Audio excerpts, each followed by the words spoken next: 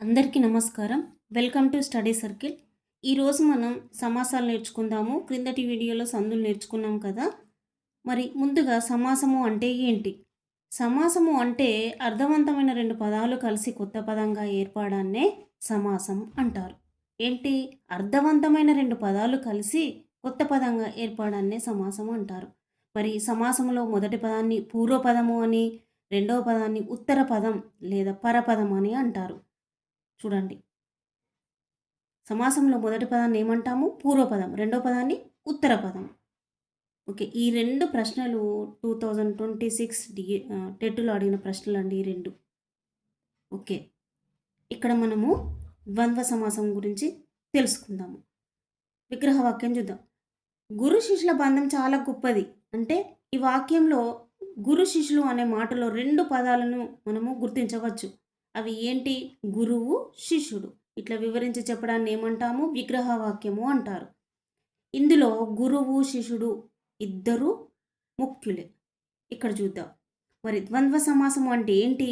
2 కానీ అంతకంటే ఎక్కువ కానీ సమప్రాధాన్యం కల నామవాచకాలు కలిసి ఒకే మాటగా ఏర్పడే సమాసాన్ని ద్వంద్వ సమాసము అంటాము. అంటే మీరు ఇక్కడ గుర్తుపెట్టుకోవాల్సింది ఏంటి? ద్వంద్వ అంటే 2, ద్విగు అంటే సంఖ్య. ఓకే. కొన్ని సమాస పదాలు చూద్దాము. దేశభక్తి, తెల్ల చొక్కా, లక్ష్మీపతి, గురుదక్షిణ, కూరగాయలు, 10 ఎకరాలు. చూడండి ఇక్కడ విగ్రహ వాక్యాలు చూసినట్టయితే దేశభక్తి, దేశం నందు భక్తి, తెల్ల చొక్కా, తెల్లనైన చొక్కా, లక్ష్మీపతి, లక్ష్మి యొక్క పతి, గురుదక్షిణ, గురువు కొరకు దక్షిణ, కూరగాయలు, కూర మరియు కాయ, 10 ఎకరాలు, 10 సంఖ్య గల ఎకరాలు. ఓకే. ద్వంద్వ సమాసానికి సంబంధించిన కొన్ని పదాలు చూద్దాము. అన్నదమ్ములు, అన్న తమ్ముడు. తర్వాత కష్టసుఖాలు, కష్టము సుఖము. కలిమిలేములు, కలిమి లేములు. దాన ధర్మాలు, దానము ధర్మము. ప్రేమ అభిమానాలు, ప్రేమ అభిమానం. కీర్తి ప్రతిష్టలు, కీర్తి ప్రతిష్ట. ఓకే. నెక్స్ట్ ద్విగు సమాసం చూద్దాము. పూర్వపదం సంఖ్యావాచకం అయితే అది ద్విగు సమాసం. ఇక్కడ చూడండి. పదము అన్నప్పుడు ఆ పదాన్ని విడదీసినప్పుడు మొదటి పదాన్ని పూర్వపదము అంటాము, రెండో పదాన్ని ఉత్తర పదము లేదా పరపదము అంటాము. మరి పూర్వపదము ఏం కావాలి? సంఖ్యావాచకం కావాలి. సంఖ్యావాచకం వచ్చినప్పుడే అది మనము ద్విగు అని గుర్తుపెట్టుకోండి. ఎట్లా అంటే చూడండి ఇక్కడ పదాలలో మొదటి అంటే పూర్వపదం సంఖ్యావాచకంగా ఉండి రెండో పదం లేదా పరపదం లేదా ఉత్తర పదం నామవాచకంగా ఉంటే వాన్ని ఏమంటాము? ద్విగు సమాసము అని అంటాము. చూడండి ఇక్కడ నవరసాలు. నవ అనేది ఏంటిది? ఇది సంఖ్య. నవ అంటే 9 సంఖ్యను తెలుపుతుంది కదా, 9 అనే సంఖ్యను. రసాలు అంటే అది మనకు పదము. నవరసాలు అంటే 9 సంఖ్య గల రసాలు. నవరసాలు అంటే 9 సంఖ్య గల నవరసాలు. చతుర్వేదములు 4 సంఖ్య గల వేదములు. షడ్చక్రవర్తులు మొన్న వచ్చిందండి ఇది. షడ్చక్రవర్తులు 6 సంఖ్య గల చక్రవర్తులు. మొన్న 2026 టెట్లో అడిగిన ప్రశ్న. షడ్చక్రవర్తులు 6 సంఖ్య గల చక్రవర్తులు. పంచపాండవులు 5 సంఖ్య గల పాండవులు. దిశలు 10 సంఖ్య గల దిక్కులు. దశ అంటే 10. శత అంటే 100. 8 బొమ్మలు 8 సంఖ్య గల బొమ్మలు. చూసారా? ఇలా నవరసాలు, చతుర్వేదములు, షడ్చక్రవర్తులు, పంచపాండవులు, దిశలు. ఈ విధంగా పూర్వపదం సంఖ్యావాచకం అయితే దాన్ని మనం ద్విగు సమాసము అని గుర్తుపెట్టుకోవాలి. ఓకే. ఇక్కడ కొన్ని పదాలు ఏంటి చూద్దాం. ఇవి చదువు సంధ్యలు, చదువుయును సందయును. పాము ముంగిసలు, పాముయును ముంగిసయును. ఎండవానలు, ఎండయును వానయును. కొండకోనలు, కొండయును కోనయును. మంత్రతంత్రాలు, మంత్రము తంత్రము. తల్లిదండ్రులు, తల్లియును తండ్రియును. రామకృష్ణుడు, రాముడు కృష్ణుడు. కూరగాయలు, కూర మరియు కాయ. ఓకే. ఇవన్నీ నేను టెక్స్ట్ బుక్లో ఎందుకు చెప్తున్నానంటే ప్రతి ఒక్క టెట్లో కానీ డిఎస్లో కానీ టెక్స్ట్ బుక్ పదాలే ఉదాహరణలే అడుగుతున్నాడు. కాబట్టి మనం టెక్స్ట్ బుక్ మించింది ఏది లేదండి. ఎవ్వరు కానీ టెక్స్ట్ బుక్ని చదవండి. ఏ బుక్కులు చదవకండి, టెక్స్ట్ బుక్ని చదవండి. ఏ ఉదాహరణ ఇచ్చినా, ఏది ఇచ్చినా గానీ టెక్స్ట్ బుక్ నుంచి అడుగుతున్నాడు కాబట్టి టెక్స్ట్ బుక్‌నే చదవండి ప్రతి ఒక్కరు. ఇక్కడ కొన్ని ద్వంద్వ సమాసానికి, ద్విగు సమాసానికి సంబంధించిన పదాలున్నాయి. అవి చూద్దాం. 100 సంవత్సరాలు. 100 సంఖ్య గల సంవత్సరాలు. సంఖ్య తెలిపినప్పుడు ఏంటి? ద్విగు సమాసం. ముక్కు చెవులు. ముక్కుయును, చెవియును. ద్వంద్వ సమాసం. 7 ఏళ్ళు. 7 సంఖ్య గల ఏళ్ళు. ద్విగు సమాసం. 6000 గుర్రాలు. 6000 సంఖ్య గల గుర్రాలు. ద్విగు సమాసం. శౌర్య ధైర్యాలు. శౌర్య ధైర్యాలు అంటే శౌర్యమును, ధైర్యమును. ఏ సమాసం? ద్వంద్వ సమాసం. అలా. ఓకే అండి. బహువ్రీహి సమాసం. ఇక్కడ చూద్దాం. అన్య పదార్థ ప్రాధాన్యం గల సమాసాన్నే బహువ్రీహి సమాసము అని అంటాం. మరి అన్య పదార్థ అంటే ఏంటి? ఒకసారి చూద్దాం. ఇక్కడ ఆజాను బాహుడు. ఆ జానువుల వరకు బాహులు కలవాడు. ఆజానుబాహుడు అంటే జానువుల వరకు బాహులు కలవాడు. ముక్కంటి 3 కనులు కలవాడు. గరుడ వాహనుడు. గరుడ వాహనముగా కలిగినవాడు. చతుర్ముఖుడు 4 ముఖాలు కలిగినవాడు. పద్మాక్షి పద్మం వంటి కన్నులు కలది. మొన్న అడిగిల్లండి ఇది. పద్మాక్షి పద్మం వంటి కన్నులు కలది. ఓకే, చూడండి ఇక్కడ ఒక్కసారి. పై పదాల్లో మొదటి పదానికి కానీ రెండవ పదానికి కానీ ప్రాధాన్యం అనేది లేదు. 2 పదాలు మరో పదం యొక్క అర్థాన్ని స్ఫురింపజేస్తున్నాయి. ఇలా మరో పదం యొక్క అర్థాన్ని అంటే ప్రాధాన్యతను ఉన్న సమాసాన్ని తెలియజేసేదాన్నే బహువ్రీహి సమాసము అని అంటారు. ఉదాహరణ చూసినట్టయితే చక్రపాణి అనే సమాస పదంలో చక్రము అనే పదానికి ప్రాధాన్యం లేదు.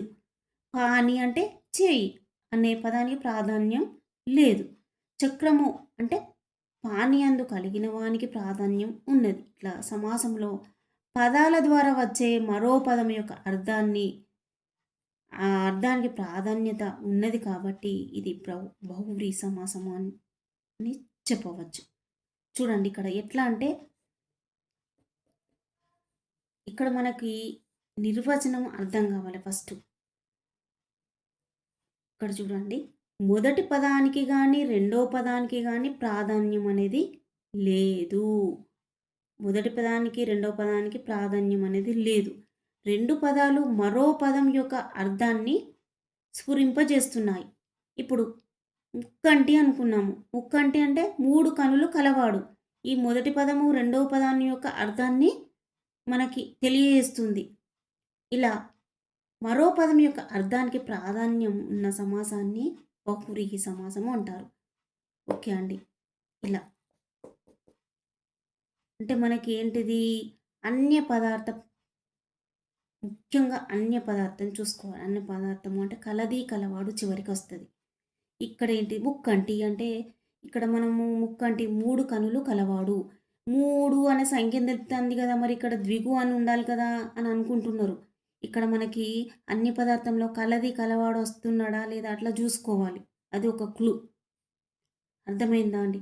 చతుర్ముఖుడు ఇక్కడ చతురు అన్నప్పుడు ఏంటిది? మనకు 4 అని వస్తున్నది కదా అని అనుకోవద్దు. అక్కడ ఏంటి? చతుర్ముఖుడు అంటే 4 ముఖాలు కలవాడు అనే అర్థాన్ని మనకు సూచిస్తున్నది. కాబట్టి అన్య పదార్థం చూసుకోవాలి ముఖ్యంగా. అన్య పదార్థం చూసుకున్నట్టయితే అది ద్విగుణ మనకు బహువ్రీహి అనేది అర్థమైపోతుంది. ఇక్కడ కొందరు కన్ఫ్యూజ్ అయ్యేది ఇదే. ఫస్ట్ ఈ పదాన్ని చదువుతారు. చతుర్ముఖుడు, చతురు అంటే 4 ముఖాలు ఉన్నాయి కాబట్టి మనకి ఏంటిది? కలవాడా కలదియా ఇట్లా చూసుకోకుండానే టక్కున సంఖ్య తెలుపుతుంది కదా అని పెట్టేస్తాం. కాబట్టి అన్య పదార్థం ఉన్నదలా చూసుకోవాలి. అన్య పదార్థం అనేది చాలా ఇంపార్టెంట్. ఓకే, కొన్ని ఇక్కడ పదాలు ఇచ్చాడు, ఆ పదాలు చూసుకుందాము. యాయాతి చరిత్ర. యాయాతి యొక్క చరిత్ర యొక్క లోపల ఏంటిది? షష్ఠి తత్పురుష సమాసం. ఇక్కడ చూడండి, అసలు మనం ఉదాహరణలు కూడా వదిలిపెట్టదు. ఉదాహరణలు కూడా అడుగుతాడు. టెక్స్ట్ బుక్లో ఏదున్నా వదిలిపెట్టద్దండి. అట్టతో సహా వదిలిపెట్టద్దు. సమాస పదం, విగ్రహవాక్యం, సమాస పేరు చూద్దాం. బ్రాహ్మణ భక్తి. బ్రాహ్మణుల యందు భక్తి ఏంటి? సప్తమి తత్పురుష సమాసం. నీలవేణి.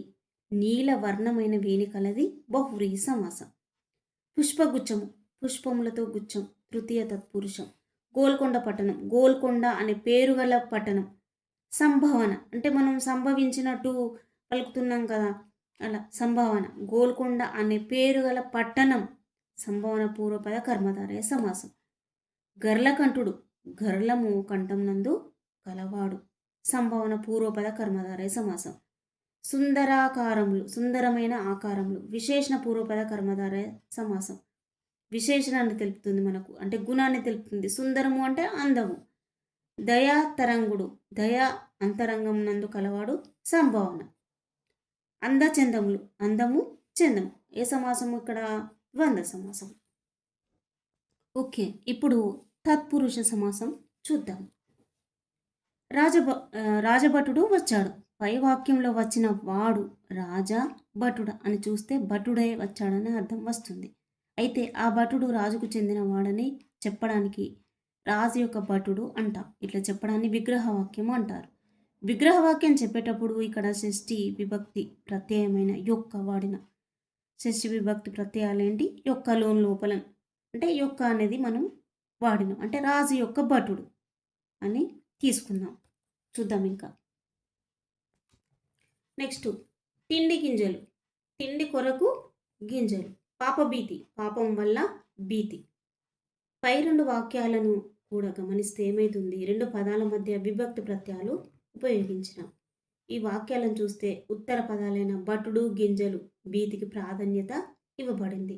ఇట్లా ప్రాధాన్యత ఇవ్వబడిన దాన్నే ఉత్తర పద ప్రాధాన్యతను తెలిపేదాన్ని ఏమంటాము అంటే తత్పురుష సమాసము అంటారు.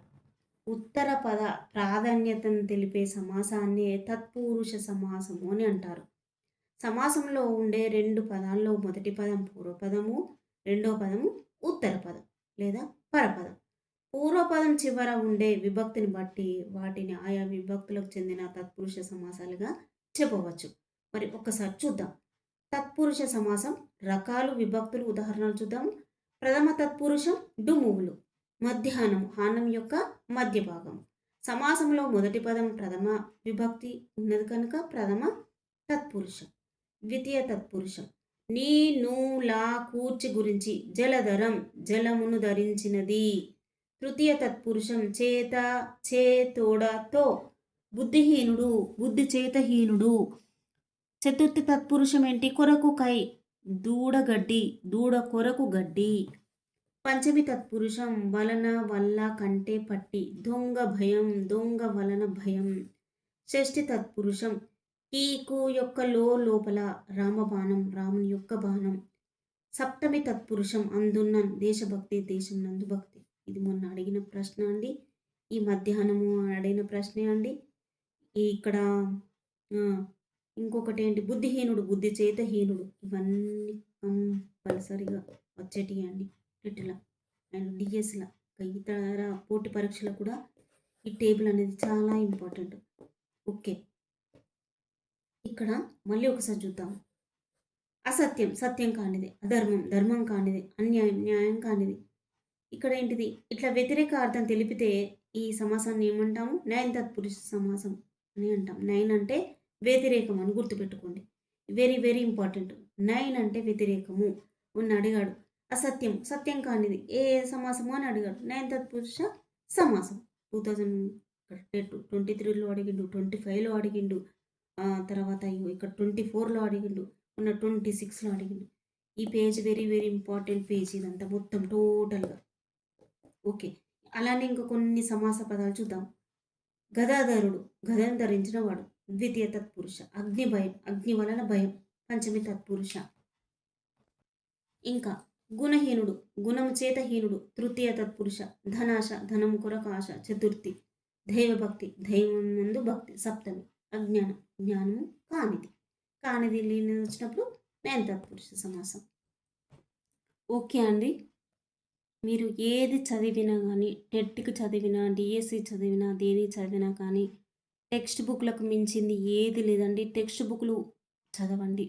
టెక్స్ట్ బుక్లు చదివితే మనకి ఏ ప్రశ్న అడిగినా కూడా మనం ఈజీగా సమాధానం ఇవ్వగలుగుతాము.